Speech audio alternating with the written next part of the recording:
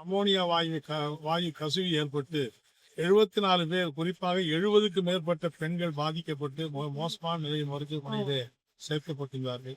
இன்று காலை வரை 11 பேர் பெண்கள் உயிரிழந்திருக்கிறார்கள். இன்னும் சிலர் கவலைக்கிடமான நிலையில் தான் சென்னை மருத்துவமனையில் இருக்கிறார். நாங்கள் சென்று பார்த்தபோது மிகுந்த கொடூரமான காட்சியை தான் அங்கே பார்க்க முடிந்தது.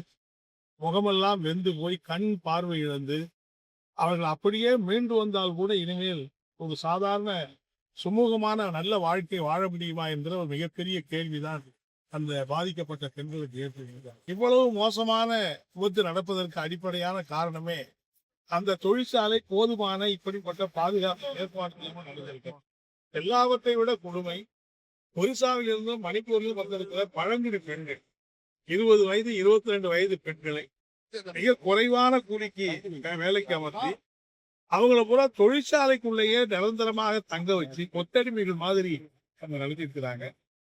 அவங்க வேலை முடிஞ்ச பிறகு அங்கேயேதான் தங்கணும், அங்கேயேதான் சாப்பிடணும். அந்த ஆலை மிக ஆபத்தான அமோனியா வாயு மையப்படுத்தி செயல்படக்கூடிய ஒரு தொழிற்சாலை. எனவே விபத்து ஏற்பட்டால் எப்படி வேண்டுமானாலும் மோசமான பாதிப்புகள் ஏற்படும் என்று ஏற்கனவே தெரிஞ்சிருந்த போது கூட அவர்களை அங்கேயே தங்க வைத்து கொத்தடிமை மாதிரி நடத்தியிருக்கிறார்கள். எனவே இதை பார்க்கிற போது இவ்வளவு சட்ட மீறல்கள் பாதுகாப்பு ஏற்படுவதாக இல்லாமல் தொழிற்சாலை நடத்திருக்குன்னா நடந்து போனது விபத்தாக மார்க்சிஸ்ட் கம்யூனிஸ்ட் கட்சி கருதவில்லை. இது நடத்தப்பட்டிருக்கிற மோசமான படுகொலை என்றுதான் நாங்கள் குறிப்பிட விரும்புகிறோம். அந்த படுகொலை சம்பந்தப்பட்டவர்களே பெரிய நமக்கு இருக்கிற வேதனை என்னவென்றால் சட்டமன்றம் இந்த நேரத்தில் நடந்து கொண்டிருக்கிறது. அந்த சட்டமன்றத்திலே எல்லா எதிர்கட்சிகளும் கவன ஈர்ப்பு தீர்மானம் கொடுத்து அது மீது விவாதிக்க வேண்டும் என்று சொல்லுகிற போது சபாநாயகர் அமைச்சர் 110 விதியின் கீழ் அதுக்கு பதில் சொல்லிடுவாரு, இதை பத்தி பேச வேண்டியதே இல்லைன்னு சொன்னா, தமிழ்நாட்டில் ஒரு 74 பெண்கள் உயிருக்கு ஆபத்தான நிலையில் பாதிக்கப்பட்டிருக்கு. அதை விட மோசமான பெரிய பிரச்சனை என்ன இருக்கு தமிழ்நாடு சட்டமன்றத்தில்? அதை விவாதிக்காம நீங்க 110 விதியின் கீழ பதில் சொல்றது என்ன நியாயம்? அது ஒரு அரை மணி நேரம் 1 மணி நேரம் எதிர்கட்சிகளுடைய கருத்துக்களை கேட்டு அரசு என்ன நடவடிக்கைங்கிற பதில் சொல்லுங்க வேண்டாமா? அரசினுடைய இந்த அணுகுமுறை மிக மோசமானது என்பதை நான் சுட்டிக்காட்ட வேண்டும். அது மட்டும் இல்லை, இப்ப சட்டமன்றமே எப்படி நடக்குது? அப்பாவை காணும், மனைவியை காணுங்கிறதா சட்டமன்றத்தில் விவாதிக்க வேண்டிய மிக முக்கியமான பிரச்சனையா? இவ்வளவு மோசமான கொடூரமான சம்பவம் நடந்திருக்கிறது சென்னைக்கு பக்கத்துல. இன்னைக்கும் பல பேர் உயிருக்கு ஊசலாடி கொண்டிருக்கிறார்கள்.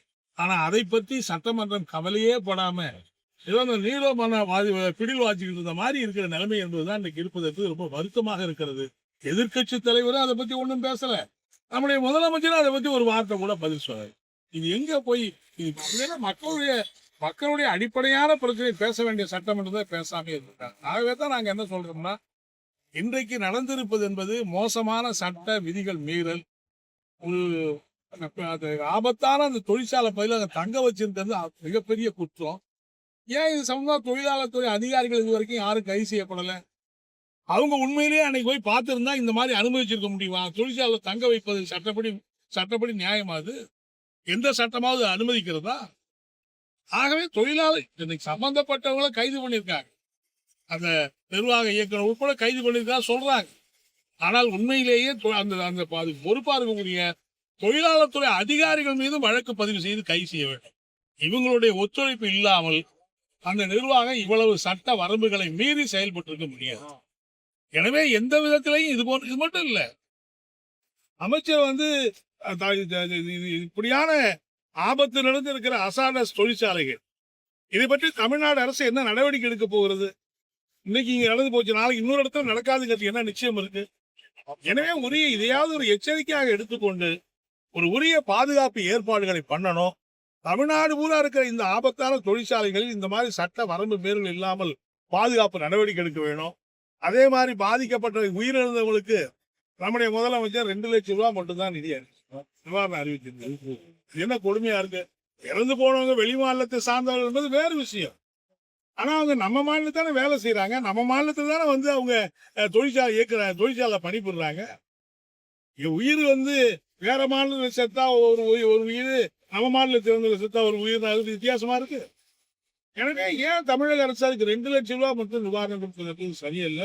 எனவே தொழிற்சாலை நிர்வாகம் இதுக்கு முழு பொறுப்பு இருக்கணும். தொழிற்சாலை நிர்வாகத்தின் சார்பில் சட்டப்படி அவங்களுக்கு கிடைக்க வேண்டிய உரிமையை பெற்றுத்தர வேண்டிய பொறுப்பு தமிழக அரசு இருக்கிறது. ஏற்கனவே 25 லட்சம் ரூபாய் கொடுக்கணும். அதே மாதிரி இப்போ பல பேர் அங்க சிகிச்சை பெற்று டிஸ்சார்ஜ் பண்ணி வீட்டுக்கு போயிருக்காங்க. ஆனா அவங்களுக்கெல்லாம் முதிய பாதுகாப்பு என்பது கிடையாது. அவங்க உண்மையிலேயே வீட்டுக்கு போனா அடுத்தடுத்து சுமூகமா இருக்க முடியுமா? உடல்நிலை சரியாகி போச்சா? அவங்களுக்கு நிரந்தரமான சிகிச்சை இருக்குதா? உயிரிழந்தவங்களுக்கு மட்டும் நிவாரணம் அறிவிச்சிருக்காங்க. ஆனா பாதிக்கப்பட்டிருக்கிற மற்றவங்களுக்கு கண் பாதிச்சிருக்கு பல பேருக்கு. அவங்க உயிரோட வந்தா அந்த கண் என்ன ஆகும்? எனவே அவர்களுக்கெல்லாம் நிவாரணத்தை பற்றி அரசு இன்னும் உரிய முடிவு எடுக்க வேணும். அதுல பாதிக்கப்பட்டிருக்கிற யாருக்கும் இறந்து போறவங்க மட்டும் இல்ல, பாதிக்கப்பட்டு இன்னைக்கு உயிரோடு இருக்கிறவர்களுக்கு ஒரு நிரந்தரமான உத்தரவாதத்தை அரசு ஏற்படுத்தணும். இப்ப என்னன்னா அந்த தொழிற்சாலை இருக்கிறவங்களை பூரா வெளிமாநிலத்தை சார்ந்தவர்கள் எல்லாம் பழங்குடி பெண்கள், ட்ரைபல் சமூகத்தை சார்ந்து இருக்கிற பெண்களை கொண்டு வந்து இப்படி பண்ணியிருக்காங்க. எனவே இப்ப எல்லாரையும் அரசாங்க அதிகாரிகள் பேசி, நிர்வாகம் பேசி, நீங்கெல்லாம் ஊருக்கு போயிருங்கன்னு சொல்லுவது எந்த விதத்திலும் நியாயமே கிடையாது. ஏனால் புலம்பெயர்ந்த தொழிலாளர்கள் தமிழ்நாட்டில் கிட்டத்தட்ட 50 லட்சம் பேருக்கு மேல இருக்கிறாங்க. அப்ப அவங்களுடைய பாதுகாப்பு என்னங்கிற கேள்வி எல்லாம் இருக்கிறது. எனவே மார்க்சிஸ்ட் கம்யூனிஸ்ட் கட்சி பொறுத்தவரையில் இதுல அரசு உடனடியாக நியாயமான நடவடிக்கை எடுக்கணும். உயிரிழந்தவர்களுக்கு நிர்வாகத்தோடு பேசி அதிக நிவாரணத்தை பெற்று தரணும். உயிர் வாழக்கூடிய அவர்களுக்கு நிரந்தரமான பாதுகாப்பு, உத்தரவாதம், நிவாரணம் உள்ளிட்ட வழங்க வேணும். எதிர்காலத்துல இந்த மாதிரி பாதுகாப்பு இல்லாத பாதிப்பு ஏற்படாமல் உரிய பாதுகாப்பு ஏற்பாடு செய்ய வேணும். இது சம்பந்தமான நிர்வாகிகள் கைது செய்யப்பட்டா மட்டும் கைது செய்திருக்காங்க. ஆனால் தொழில்துறையில் இருக்க தொழிலாளர் துறை இதையெல்லாம் கண்காணிக்க வேண்டிய, முறைப்படுத்த வேண்டிய தொழிலாளர் துறை அதிகாரிகள் மீது இதுவரைக்கும் வழக்கே இல்லை. அப்ப அப்படியான ஏன் அவங்க தப்பே செய்யலையா? அவங்க தப்பு செய்யாம இந்த சம்பவம் எப்படி நடந்திருக்க முடியும்? எனவே அரசு தயக்கம் இல்லாமல் இந்த தவறுக்கு காரணமா இருக்கு, நாம எல்லாரையும் கைது பண்ண சொல்லணும். இந்த தவறுக்கு காரணமாக இருக்கக்கூடிய தொழில்துறை அதிகாரிகள் மீது வழக்கு பதிவு செய்து கைது செய்ய வேண்டும். இன்னும் சொல்ல போனா இவ்வளவு பெரிய சம்பவம் நடந்திருக்கு. மற்ற அரசியல் கட்சிகள்லாம் இதை பத்தி கவலையே படாம இருக்கிறது என்ன நியாயம்னு தெரியும்.